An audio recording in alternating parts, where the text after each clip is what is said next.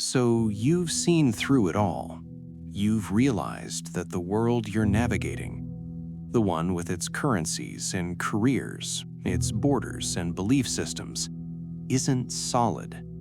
It's constructed, imagined, a collective hallucination that everyone treats as real because everyone else treats it as real.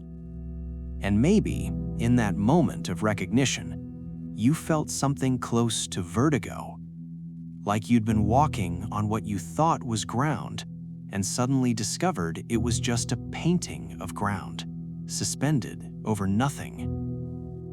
Welcome to the disorientation. It's uncomfortable here, I know. There's this moment that happens when you realize you've spent your entire life taking imagined reality seriously. When you see that money is just shared belief, that nations are just agreed-upon stories, that your job title is just a role in an elaborate performance.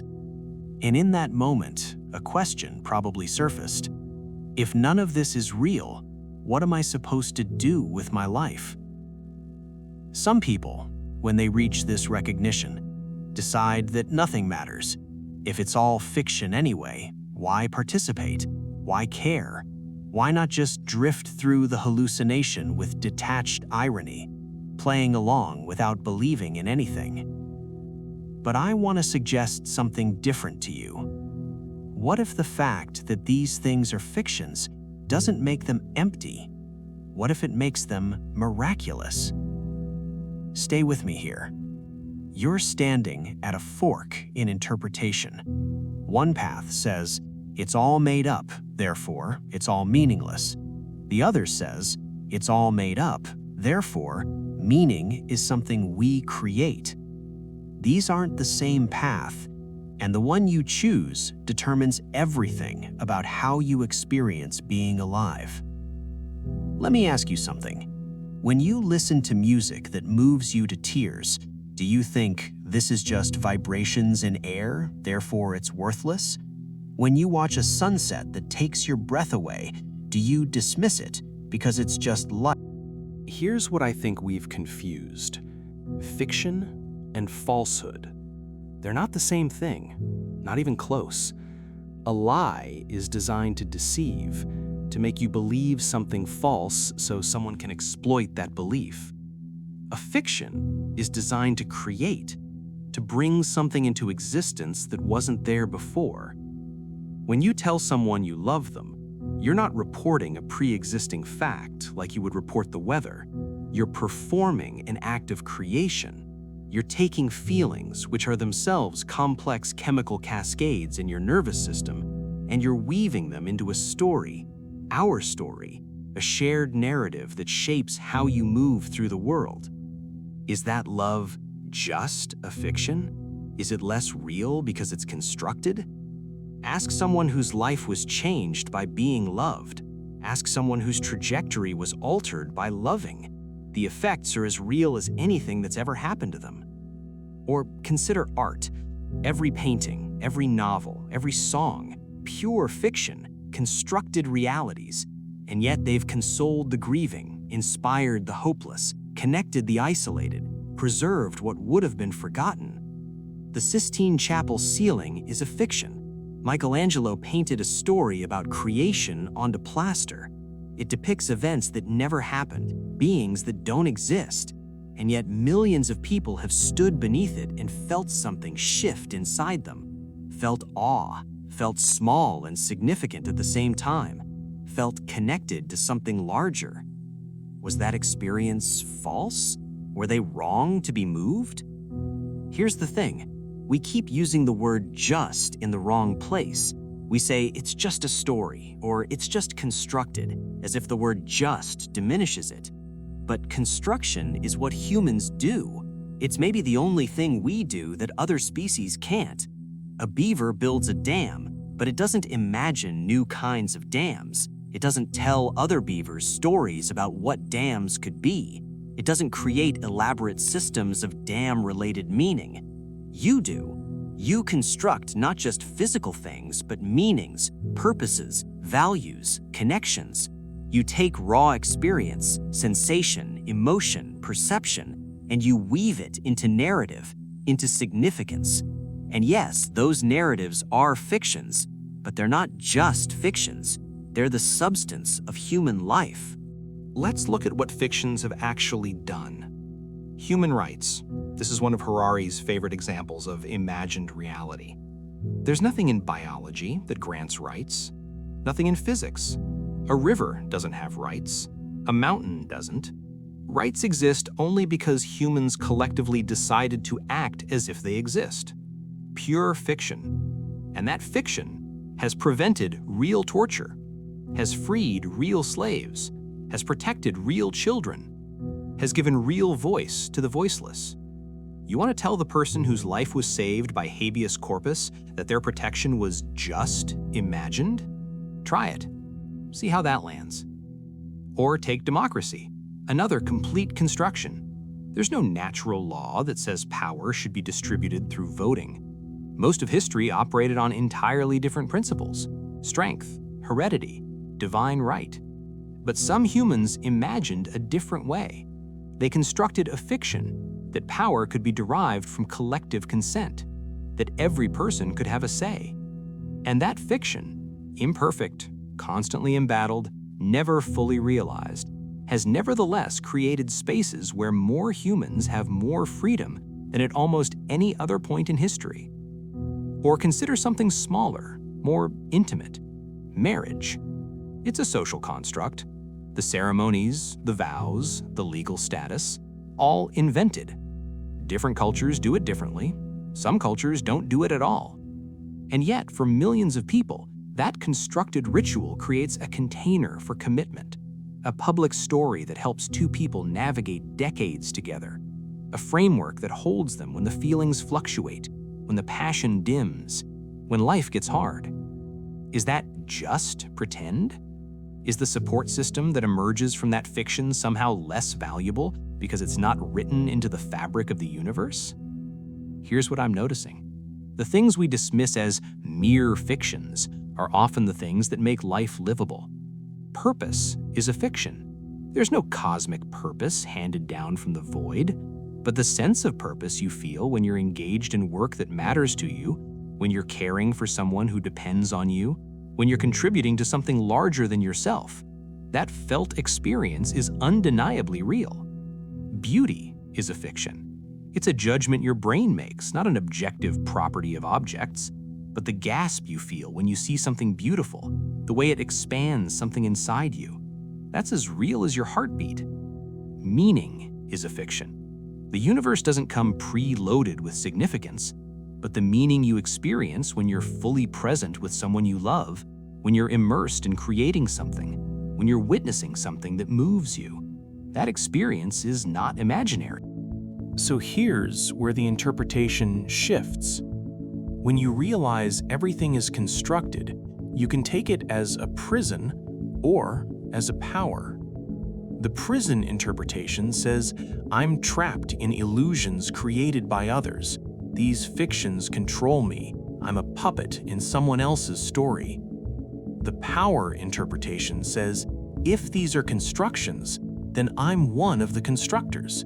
These fictions persist because minds keep them alive, and I have a mind. Do you see the difference? One makes you a victim of imagination. The other makes you a participant in it. Every time you use money, you're not being controlled by money. You're participating in the fiction of money. You're one of the minds that keeps that particular story running. Every time you identify with a nationality, you're not passively inhabiting a container someone else built. You're actively maintaining that imagined community. You're renewing the fiction with your belief. This isn't semantic. This is everything. Because if you're a participant, you can choose which fictions to strengthen and which to let weaken. You can decide which stories serve life and which ones harm it. You can become conscious about which constructions you're maintaining. You can even imagine new ones. Think about what this means. Every social movement that ever succeeded was essentially a group of people who said, the current fiction isn't working. Let's imagine something different. Abolitionists looked at slavery, an institution backed by law, religion, economic systems, centuries of precedent, and said, "This story is wrong. Let's tell a different one." And they did. They created a new fiction, that every human deserves freedom regardless of their appearance. They spread that fiction, they fought for it, they died for it. And eventually, enough minds held that fiction that reality shifted. The old story lost power, the new story gained it. Was that change just imaginary? Tell that to the people whose chains were broken. Or consider environmental consciousness. For most of human history, nature was either something to fear or something to exploit. Those were the operating fictions. Then some people imagined differently. They created a new story, that humans are part of ecosystems, not above them, that we depend on systems we can destroy, that we have responsibility to what we're embedded in. That fiction is still competing with older fictions, but wherever it takes hold, real forests are protected, real species are saved, real damage is prevented. The story changes the world, because the world, at least the human part of it, is made of stories. And you're one of the storytellers, right now, whether you know it or not. Which fictions are you feeding with your attention, your energy, your choices? Drop it in the comments. I'm curious what stories you're discovering you're part of maintaining. But let's go deeper with this, because I can hear the objection forming. Sure, some fictions create good things, but some create terrible things. Nationalism created wars. Capitalism creates exploitation. Religious fictions enabled inquisitions. Yes, absolutely yes. Fictions are powerful, which means they can be powerfully destructive. The point isn't that all fictions are good. The point is that fictions are what we have. They're the medium we work in. Saying fictions can be harmful, therefore we should reject all fictions, is like saying words can lie, therefore we should reject language. It doesn't work. You can't opt out of the medium you're made of. What you can do, what you must do, is become more conscious about which fictions you're inhabiting. Some fictions expand possibility, others contract it. Some include more beings in the circle of consideration, others exclude. Some adapt when they're proven harmful, others calcify and defend themselves. And here's what's crucial. You get to evaluate them. You get to ask, does this fiction serve life? Does it create beauty? Does it reduce suffering? Does it open or close possibilities? You're not just stuck with the fictions you inherited. You can examine them, update them, retire the ones that no longer serve. Money, for instance. We need some system of exchange, that's probably useful. But does money need to function the way it currently does? With its boom-bust cycles, its wealth concentration, its imperative for infinite growth on a finite planet? Those are design choices within the fiction, and design choices can be redesigned. Or national borders. Some organizing principle for human cooperation makes sense. But do we need borders that trap people in places they're trying to escape? Do we need citizenship determined by birth accident?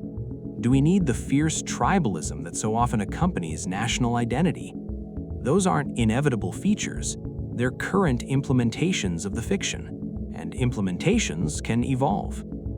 This is what I think gets missed in the "it's all imagined" revelation. Yes, it's all imagined, but imagination is not powerless. Imagination is how change happens. Every just law started as an imagined possibility.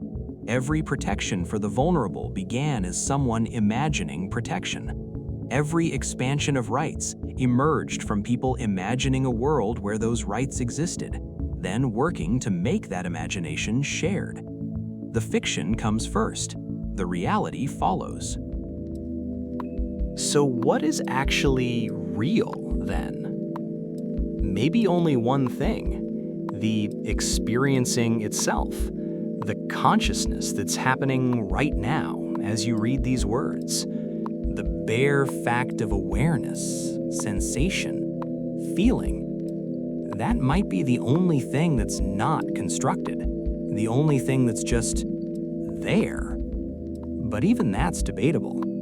Some philosophers and neuroscientists would argue that even your sense of being a unified you is a fiction your brain constructs, that consciousness itself is a story your neural systems tell. And you know what? Maybe they're right. But here's what I've come to think. It doesn't matter. Whether there's some bedrock real beneath all the fictions, or whether it's fictions all the way down, either way, you're here, temporarily, in a body, on a planet, alongside other conscious beings. And the question that actually matters isn't what's ultimately real. The question is, what's worth creating? Because you are creating, constantly, whether you acknowledge it or not. Every conversation you have creates shared reality with another person. Every choice you make strengthens certain possibilities and weakens others. Every attention you give feeds some part of the collective imagination and starves another part. You are not a passive receiver of reality. You're an active generator of it. And if that's true, if you're always already engaged in the act of creation, then maybe the task is to create consciously, to create beautifully, to create in service of life. Not because there's some cosmic authority demanding it, but because you're here and you can, and what else are you gonna do with this weird gift of consciousness and imagination? You could create fictions that divide, or fictions that connect, fictions that extract, or fictions that nourish, fictions that close down, or fictions that open up. The power is the same. The direction is up to you. There's something I want to come back to. Something about beauty. Because I think beauty might be the clue we keep overlooking. A cathedral is a fiction, built to honor a god that may not exist, organized according to theological principles that might be completely invented, funded by systems of belief that were often coercive. And yet, when you stand inside one, Chartres maybe, or Sagrada Familia, something happens. Light filtered through stained glass, stone shaped into impossible heights, space designed to create a specific feeling, awe, transcendence, smallness within vastness. That feeling is real. The skill required to create that feeling is real. The centuries of human labor and thought and care that went into constructing that space, real. The fiction created something that touches you, changes you, makes you feel differently about being alive. That's not just anything. That's maybe the most real thing there is. Or consider music. There's no music in nature, not in the way humans make it. No other species creates symphonies. Music is pure cultural construction. And yet, music can move you to tears, can make you want to dance, can bring back memories you thought you'd forgotten, can connect you to people across centuries who felt something similar. The fiction reaches into your body and changes your chemistry, your mood, your sense of possibility. So here's what I'm wondering. Maybe we've been asking the wrong question. Instead of asking, is it real? Maybe we should be asking, does it create beauty? Does it generate connection? Does it expand what's possible? Does it honor the mystery and fragility of being alive? Those feel like better questions. Because a world where we dismiss everything as just fiction is a world that loses its capacity for awe, for reverence, for the sense that some things, even constructed things, are worth caring about deeply. And I don't want to live in that world. I don't think you do either. So here's where we land. Yes, you're living in a world of phantoms. Money, nations, corporations, laws, languages, cultures, all constructed, all imagined into existence by collective belief. But those phantoms have shaped everything you are. The language you think in, fiction. The values you hold, fiction. The identity you carry, fiction. Even your sense of self, that feeling of being a continuous you across time, probably fiction. And knowing this, you have a choice. You can treat it as a cruel joke, as proof that nothing matters, that everything is arbitrary, that you might as well just drift through the hallucination with your eyes half closed. Or you can treat it as an invitation to participate consciously in the ongoing creation of reality, to choose which fictions you empower and which you let fade, to imagine new possibilities and work to make them shared, to become an artist of the real, working in the medium of collective imagination. Because here's the secret hiding in plain sight. If everything is constructed, then everything is changeable. The current arrangement of power, wealth, value, meaning, none of it is inevitable. It's all just the current implementation of our collective imagination, which means it can be reimagined. Not easily, not quickly, not without struggle and setback and the weight of existing fictions pushing back, but possible, absolutely possible. Every fiction that shapes your world was once a new idea in someone's mind. Every norm that feels unchangeable was once unthinkable until enough minds thought it. You are one of those minds. And the question isn't whether you're participating in fictions. You are. You can't not be. The question is, are you participating consciously? Are you examining the stories you've inherited? Are you questioning which ones serve life and which ones harm it? Are you imagining alternatives? Are you creating something worth the brief, strange miracle of being alive? I'll leave you with this. There's a kind of freedom in recognizing that you're swimming in constructed realities. Not the freedom of nothing matters, the freedom of everything is possible. If nations are imagined, we can imagine different ways of organizing human cooperation. If economies are constructed, we can construct ones that serve different values. If meaning is created, we can create meanings that honor what actually matters. The bars of the cage are imaginary, which means the cage isn't there. You're not trapped in someone else's matrix. You're one of the people generating the matrix. You're both prisoner and architect, both inhabitant and builder. And that's terrifying and liberating, and maybe the most important thing to understand about being human. We are the storytelling species, the meaning-making animal, the ones who can't help but construct fictions and then live inside them. The question was never, are we living in fictions? The question was always, what are we going to do with this power? What will you build? What will you imagine? What fictions will you strengthen? In which will you let weaken? What reality will you help create?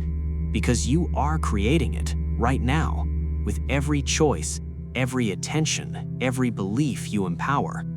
The ghosts are real because you make them real. So make them beautiful,